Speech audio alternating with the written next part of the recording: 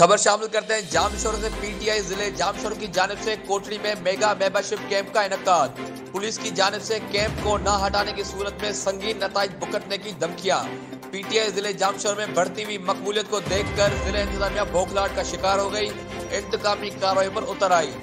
PTI जिले जामशोर के general secretary Mahesh Kumar ने कहा है कि कोटड़ी में बड़ी तादाद में लोगों ने मेंबरशिप हासिल की है। पीपी रहनुमाओं को ये बात हजम नहीं हो रही है, इसलिए पुलिस को इस्तेमाल करके धमका रहे हैं। हम इमरान खान के सिपाही हैं, इमरान खान पाकिस्तान की खातिर जान देने को भी तैयार हो गया है, तो हम तो उसके वर्कर हैं, पुलिस से डरने वाले नहीं हैं। कल फिर मेगा मेंबरशिप कैंप का इनेकाद किया जाएगा और कोटड़ी के शहरी बड़ी तादाद में आकर मेंबरशिप हासिल करेंगे और इमरान खान आने वाले इंतखाबात में सिंध से भी फातेह करार दिए जाएंगे।